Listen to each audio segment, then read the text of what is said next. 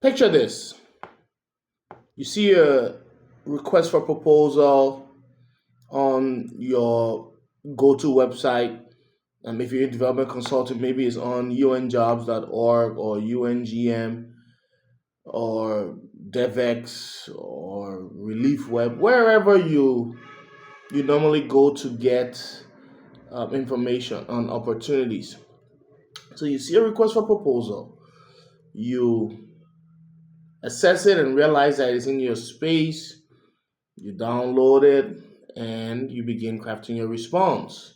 You craft your response, you submit, and you wait and wait and wait and nothing.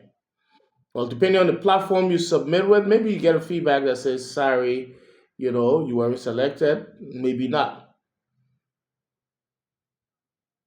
That feeling of putting everything into a consulting proposal, submitting, and not getting the contract is a killing feeling. It is a feeling that I know all too well, and it's a feeling that we can avoid. So, in this video, we're going to look at why you may be submitting proposals but not getting contracts. Why are your proposals not turning into consulting contracts? Let's get to it. So, the first thing you need to consider as we look at why your proposals may not be turning into contracts is to understand how independent individual consultants are hired in the first place. Okay. And there are generally two ways independent consultants get hired. And this has been my experience, whether working with um, private sector, private businesses, or working with the development sector or the government. It's practically the same, all right, and generally two ways. And this is, I mean, any country I followed what's happened in Europe, in the US, in Africa, Liberia specifically, Ghana, Sierra Leone. I mean, it's generally the same. And when it comes to hiring independent consultants, there are generally two ways that happens. One is based on a single sourcing or a hybrid single sourcing model where the owner of the project, whoever it is that needs that consultancy, is aware of you, and that owner knows that you can do the work. And when the time is up for that kind of a work, for that consultancy, either they will publish the request for proposal and then reach out to you and say, hey man, we just published this, I think you should apply for it. That is one. Or at other times, even before it is published, you will be reached out to and say, hey, we've got this consultancy, we're about to publish, do you want to take a look at it? Or please take a look at it. I've had people reach out to me and say, we have a consultancy, we're publishing in 2 days, but we wanted to run it by you to see if you're interested in it. And when I say yes, it wasn't even published anymore, because in that case they had the freedom to hire, to single source, and they knew that I could do the work. Other times it will be like, okay, even though we're not single sourcing, but we will really want you to apply, and so we've put it out. Okay. And usually when that happens, obviously 80-90% of the time I'm getting the work because I've already been asked to apply, and maybe because of certain procedural issues they cannot single source, but they already know that they want me, and they know the quality of my proposal will allow them to justify selecting me. So that's one case where you are singled out and asked to submit a proposal. The other way you will get hired is by just, seeing a request for proposal published on whatever platform you go to, and like I listed earlier, and then submitting a proposal, for the one that suits you. And I've gotten a lot of projects that way as well, a lot of them. All right. So those are the two ways you can get projects. Now, In either way, you want to be able to submit a proposal that has the highest potential of landing you the gig.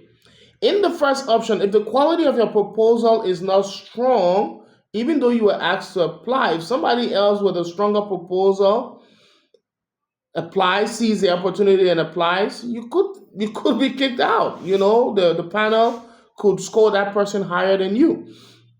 All right.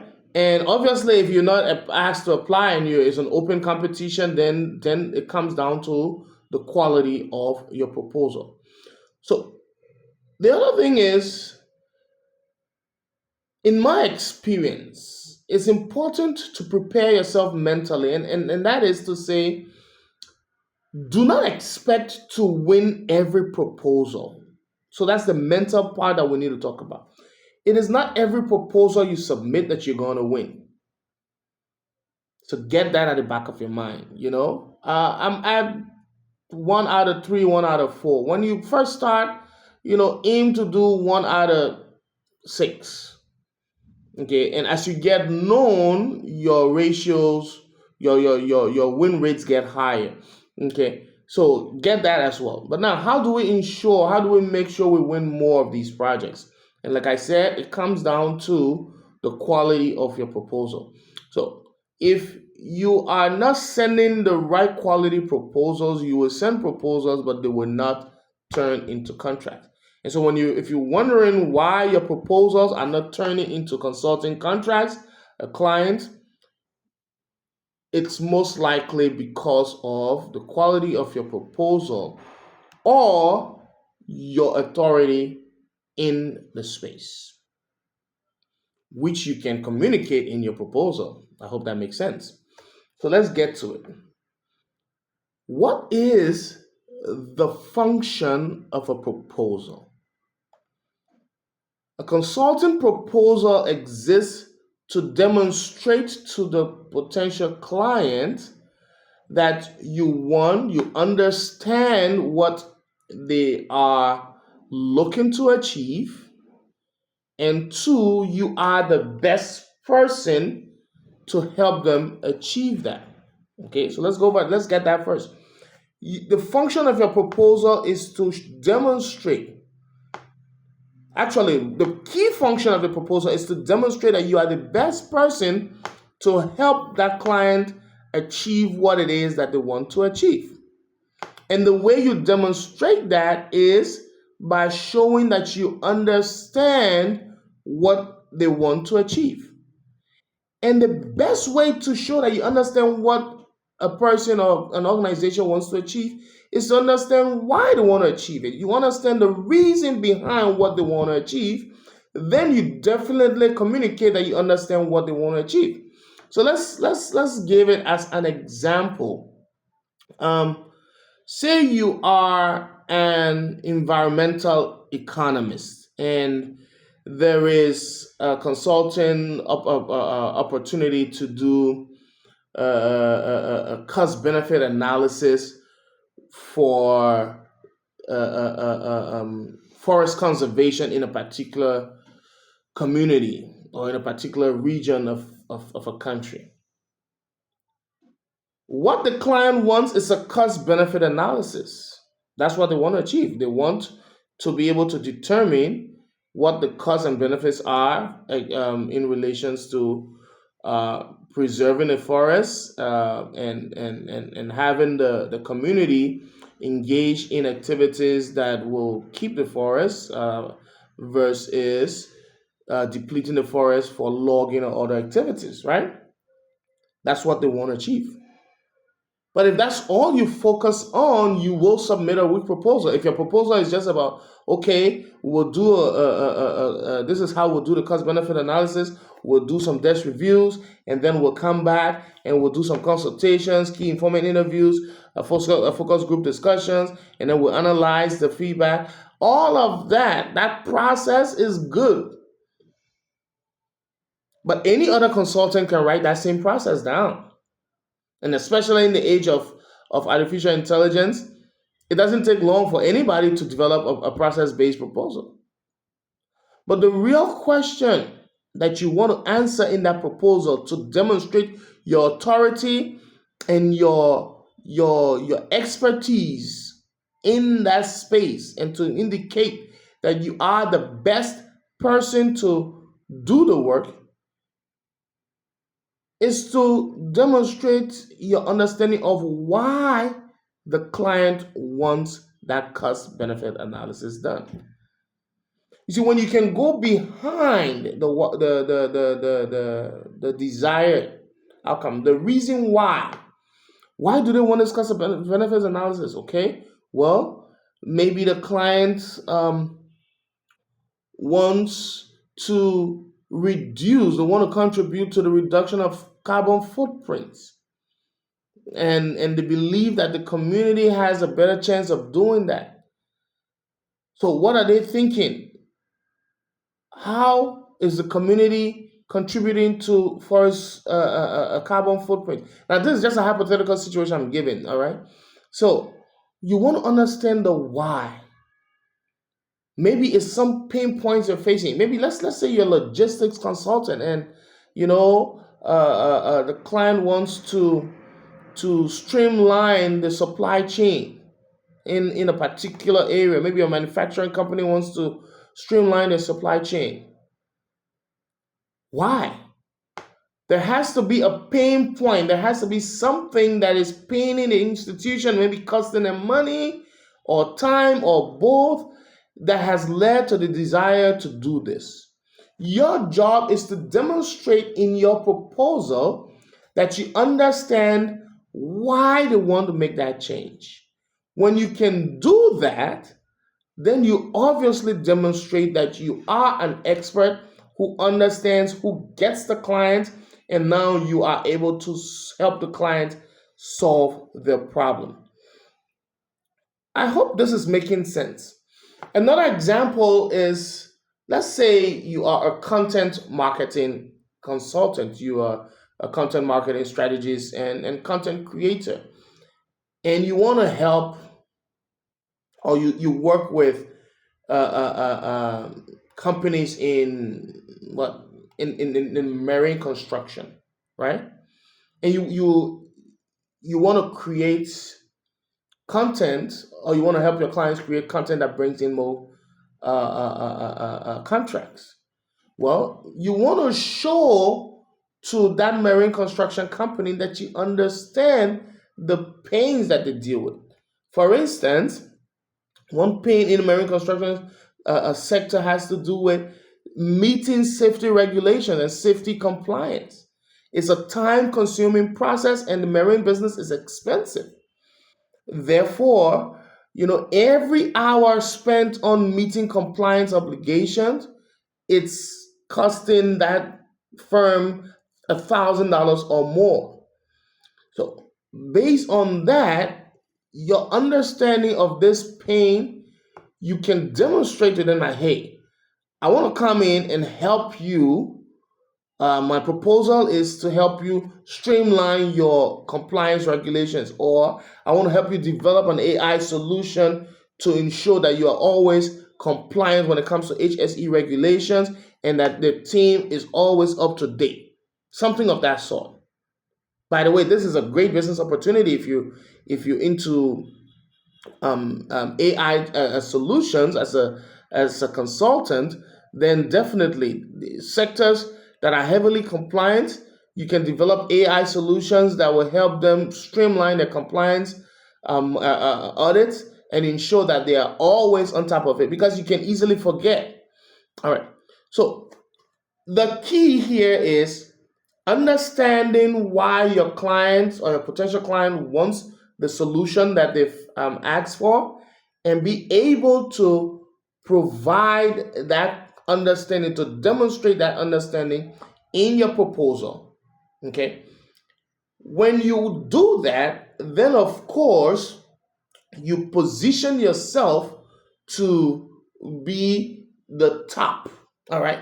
So let me give you an example of how this worked for one of my clients, Gabriel. When Gabriel started to work with me, he was a teacher he had a bachelor's degree in economics and a bachelor's degree in education, and he was teaching maths and economics in high school, and he loved teaching. But obviously, teaching wasn't creating the kind of income that he wanted, and he began to explore consulting. Right. So one of the first things we did with Gabriel was to help him see how he could bring value using his skills in economics and mathematics. And by that, we were able to position him as an SME development consultant, helping clients leverage data in their decision making, whether it was marketing or pricing or anything else in between. We then moved to him identifying what pains small businesses face when they did not leverage data properly, when they did not make the most sense of data, when they did not follow data driven decision making processes. What pains did it cause them? And when he related that and they began to see that these pains, in fact, did exist in their businesses, he then was able to present them with what we call a signature authority content. All right. He wrote a small manual that explained what the pain is and why they're facing that pain and how properly leveraging data to inform pricing decisions, to inform marketing decisions helps a small business. And he used that to demonstrate his authority. So whenever a small medium enterprise found themselves facing such a situation, his name came up. All right. And that is the same thing for you. Whatever the industry is, if you are able to identify the pain points, even before it comes time where you need um, um, um, um, um, to submit a proposal, you want to begin to make yourself known. Because you remember the two options? You'd rather be the guy who is asked to submit a proposal even before others get to know that an opportunity exists. And in the consulting space, it happens all the time. So, in order to be that person, you want to put out content. And that's how I built my practice quickly, by putting out content that was unique, what I call signature authority content. Unique to me and my approach, unique into the way I understood the client's industry and the pain points they have, and how I help my clients solve the problems. All right. And that is what will position you as uh, the authority in the space to help the client solve the problem. I have developed a framework, a signature authority content framework. All right. So it's called the SAC framework. And what this does is it gives you clearly what you need to do to develop your own signature authority content. The first thing is to define who you are targeting with this. So define the client that you're targeting. The next step is to outline and identify the pain points that this client has that you are able to solve. And not just the pain points, but how does this potential client relate with these pain points? What do they mean for this client? And then how much is it costing the client to experience these pain points? And then you move on now to offering solutions to address each of these pain points. Unique, deep, practical solutions to address the pain point, not just fluff, top of the line, regurgitated advice. No, practical advice to help the clients solve their problems. Okay. And then finally, you bring it all together by showing the clients how you are their best option to solving their problem, whether they have that problem now or they experience it in the future. So, if you want that signature authority content framework, drop a comment in down below. At some point, the link is going to be there. So check out the descriptions for the link, or if the link is not there yet, then drop a comment. Just say SAC, and I will get back to you on how you can get it. I'm making some modifications, so if it's not there yet, that means the revised version is not published yet. And so drop a comment so that once it is released, you will have the signature authority content framework that you can deploy into your consulting business or your service business. And even if you provide services that you may not consider consulting, the approach is still the same. Okay, so drop a comment in down below and let me know. Also, if you find this video educative, if you find this useful, or if you have any additional questions, please drop them in the comments. But make sure to like the video and subscribe to the channel. I'm on a mission here to empower at least 1,000 professional consultants over the next 12 months. And I can do this by you helping me get the word out that there's high value content here to support independent professional consultants and business service providers. So please make sure to like the video, subscribe to the channel, and make sure to share it. Share it if you find value, and drop any questions you've got in the comments. Until next time, be sure to demonstrate that you understand your clients. Cheers.